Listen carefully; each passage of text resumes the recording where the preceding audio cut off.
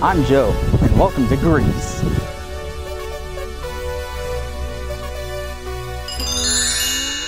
Hello, ladies and gentlemen.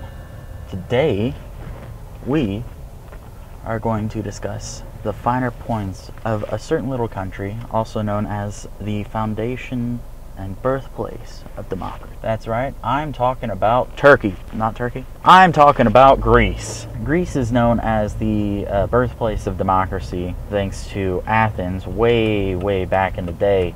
Aristotle, Archimedes, all these Greek philosophers coincided to develop this, viewpoint that government should be for the citizens. Not for slaves, not for women, but definitely for the male citizens. However, Athens didn't have such a good time.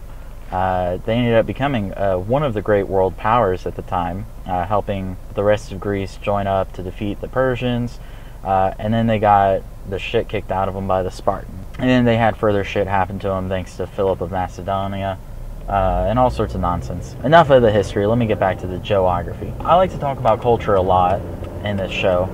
And something I feel we really need to talk about is the workplace culture of the Greeks. They're actually in a huge economic downturn right now. It's been going on for quite a few years now. I think there's something like 30 or 40%, unemployment rate or something. Their workplace ethic holds a very interesting place in this whole argument. There was a survey done among all the European countries. They asked everyone. And they said, who do you consider the hardest working people in Europe? I think Germany actually was the one that got called the hardest working. Then they asked them, who is the least hardworking European group?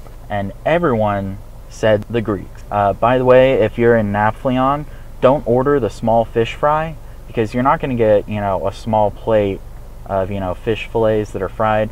You're going to get a plate full of small fish that have been fried. I don't know if it was just the menu was a little funny looking, but I had some trouble, and then I ended up having to eat a bunch of small fish that still had their eyeballs and entrails and bones and guts. It was actually very tasty, especially when you wash it down with ouzo that has been cut 50-50 with water, because I hate licorice and I can't actually drink ouzo straight. One of the many things I learned from my time in Greece. One other thing, octopus is delicious. And if you're interested in shrimp, don't order jumbo shrimp, because you'll literally get a massive shrimp. It's like you're eating a fish and not a shrimp. But yeah, Greece is a really lovely place, and it makes me sad that they've gone through this huge economic downturn, because, it's a beautiful place, full of history. Maybe if they just worked a little harder and didn't ask for so many people to give them chances and help and stuff, they could definitely be